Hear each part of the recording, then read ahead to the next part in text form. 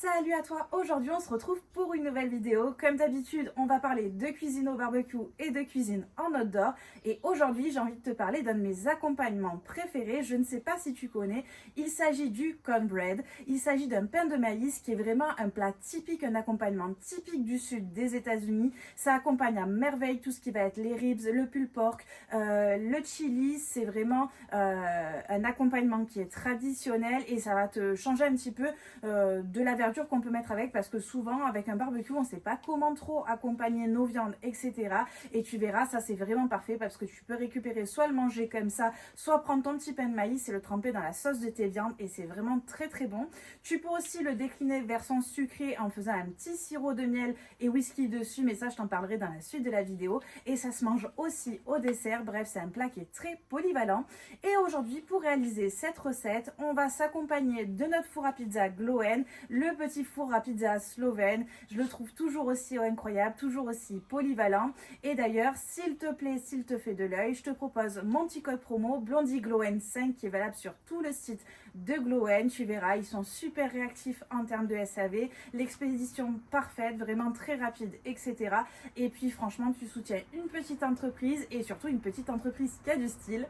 J'arrête de papoter, on va passer à la suite de la vidéo. Dans la première partie, je te montre la recette, comment réaliser ton pain de maïs, et ensuite on se fait l'allumage du four, la cuisson, et on se retrouve après. Pour cette recette, il va donc te falloir de la farine de maïs fine, donc c'est l'équivalent un peu d'une polenta. Tu trouves ça au rayon où il y a les farines, etc. Et si tu ne trouves pas de farine de maïs, tu peux très bien prendre de la polenta fine et puis la mixer un coup. Ensuite, tu vas avoir de la farine de blé, un petit peu de sel et un peu de levure chimique. Comme d'habitude, je te mets dans le descriptif en dessous les quantités exactes de la recette. On va venir mettre ça là et puis on va rajouter la suite. On va venir y ajouter de la cassonade. On essaye de favoriser tout ce qui va être les sucres complets. C'est meilleur au niveau du goût, surtout qu'on part sur une recette qui est plutôt salée. Donc sucre cassonade ou alors à la rigueur du muscado. Je crois comme ça, comme dit, mais on évite du coup le sucre blanc. Je rajoute ça ici. Il te faudra aussi 2 œufs. On va venir les rajouter.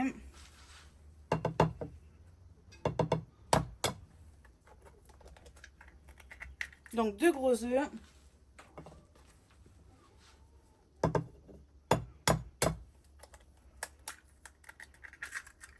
Je vais venir aussi ajouter de l'huile neutre, donc tu peux mettre soit de l'huile, soit du beurre. Moi, je préfère de l'huile, je trouve que ça apporte un petit peu plus de moelleux. Mais comme d'habitude, je t'ai dit, tu as les proportions juste en dessous, ne t'inquiète pas. On va s'ajouter un tout petit peu de miel aussi, ça va apporter un peu de douceur à notre cornbread. Et c'est l'équivalent d'une demi-cuillère à soupe. Dernière étape, le buttermilk. Donc ça, c'est vraiment très traditionnel des États-Unis. C'est un lait qui est fermenté, donc c'est du lait fermenté. Si tu habites près d'un Leclerc ou de choses comme ça, tu as, je crois que c'est Madame Loïc ou un truc comme ça qui fait du lait fermenté, ça marche très bien. Et si tu n'as pas ça à proximité, tu peux très bien mettre donc ta quantité de lait, là il y a 250 ml, et ajouter une cuillère à soupe de vinaigre, donc vinaigre de cidre ou vinaigre blanc, et ça va tu laisses reposer environ 10 bonnes minutes à température ambiante et ça te fera ton lait fermenté. C'est quelque chose qui est très traditionnel dans les États-Unis d'utiliser du lait fermenté, du buttermilk. C'est vrai qu'on utilise très peu ça chez nous et ça a une consistance qui est un petit peu plus épaisse que notre lait traditionnel et ça apporte beaucoup de moelleux au gâteau, donc c'est pour ça qu'ils l'utilisent. Donc comme je t'ai dit, tu as l'équivalent en France, ça s'appelle le lait fermenté. Des fois tu peux même trouver le buttermilk directement, soit sinon prendre du lait et ajouter une cuillère à soupe de vinaigre, ou encore si tu fais tes propres yaourts, etc., tu peux très bien le remplacer par le petit lait, ça marche aussi. On a tous nos ingrédients, on va venir mélanger. Alors moi, comme tu as vu, je fais une recette à base de farine de blé et de maïs. Certains ne font qu'à base de farine de maïs. Ça apporte c'était les premières recettes aux États-Unis qui étaient comme ça, mais ça apporte un résultat qui est un petit peu plus sec, un petit peu plus friable. Là, avec la farine de blé, on va avoir quelque chose qui est un petit peu plus moelleux et qui va un petit peu plus se tenir aussi. Je finis de papoter, on va venir mélanger tout ça ensemble en essayant qu'il n'y ait pas trop de grumeaux. J'ai fini de mélanger, ça donne un résultat à peu près comme ça. Donc on a une texture qui est assez lisse et un petit peu granuleuse, qui est tout à fait normale. Je vais laisser un petit peu reposer la pâte le temps que ma farine de maïs s'imprègne aussi des liquides de notre préparation, parce qu'au moins comme ça va lui permettre d'être beaucoup plus tendre et d'éviter que ça croustille un petit peu sous la langue. Donc je vais laisser reposer 5-10 minutes comme ça, le temps qu'elle s'imprègne un petit peu des liquides, et pendant ce temps je vais aller préparer mon four à pizza. J'ai oublié de te le dire, mais comme d'habitude, on va venir utiliser une poêle en fonte pour la cuisson de notre cornbread. Pourquoi? Parce que déjà, au niveau du four à pizza, c'est beaucoup mieux d'utiliser de la fonte, c'est beaucoup plus safe. Et puis la cuisson se diffuse beaucoup mieux. La fonte, c'est vraiment pas mal pour les cuissons, que ce soit la viande, les gâteaux, les soupes, tout. Moi, de toute façon, j'ai changé toute ma batterie pour partir sur de la fonte. Et puis au-delà de ça, c'est beaucoup plus safe pour la santé. Et comme d'habitude, c'est toujours la même marque que j'utilise. J'ai démarré mon four Glowen, du coup j'ai mis mes allumes-feu dans le petit tiroir qui sert à réceptionner les bûchettes. J'attends bien que mes allumes-feu soient bien démarrés pour éviter que mon feu s'éteigne. On cherche à nouveau un feu vif, donc on va partir sur une cuisson autour de 200 degrés. Je vais venir mettre mes bûchettes. Et on n'hésite pas sur des cuissons un petit peu longues comme ça à partir sur des bûchettes un petit peu épaisses. La fumée est en train de se préparer. On commencera notre fumée que quand cette fumée blanche, épaisse, etc., cette fumée qui est un petit peu âcre, quand on cuit directement les aliments dedans, aura disparu. Vous aurez vu, quand notre bois sera bien consumé, il n'y aura plus du tout de fumée. On aura juste une très forte chaleur et quand même les saveurs, etc. Le problème, c'est que si on cuit directement avec cette fumée, je ne sais pas si on la voit super bien à la caméra, mais ça fait une fumée qui est quand même assez épaisse, et si on cuit directement dedans, c'est ça qui va donner ce goût un petit peu âcre à vos aliments, ce goût qui est pas spécialement agréable. Ça, c'est valable pour tout, que ce soit le barbecue, le four à pizza, etc. On attend que les premières fumées s'échappent avant de cuisiner. Pour rappel, le petit Glowen, il y a deux modèles. Il y a le Raptor normal et le Raptor 2 qui est beaucoup plus grand, qui peut cuire jusqu'à 3 pizzas en simultané, il me semble. Et comme vous pouvez le voir, c'est quelque chose qui est déjà au niveau du design qui est quand même assez sympa. J'adore sa forme, sa couleur est vraiment sympathique aussi. Et puis comme vous pouvez le voir, moi ça fait quand même pas mal de temps que j'utilise maintenant. Ça n'a pas bougé malgré les cuissons à haute température, etc. Ça c'est la température qui est la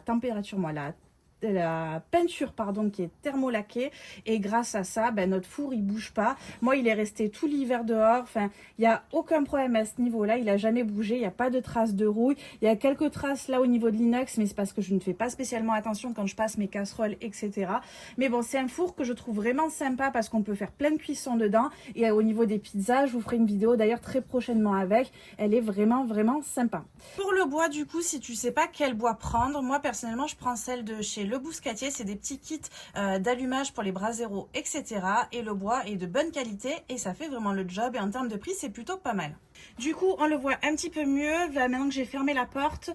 C'est avec cette fumée là dont je parlais, donc on va attendre que cette jolie fumée s'en aille, et ça veut dire qu'on pourra commencer notre cuisson. Les 200 degrés sont atteints, ma fumée est presque transparente, je vais pouvoir lancer ma cuisson de mon pain de maïs. Du coup je vous montre ce que ça donne. On est comme ceci, donc j'ai laissé ma préparation dans ma petite poêle en fonte directement, elle est huilée directement, et on va pouvoir passer à la cuisson. Donc je vais laisser avec porte ouverte et on va compter entre 20 et 25 minutes de cuisson.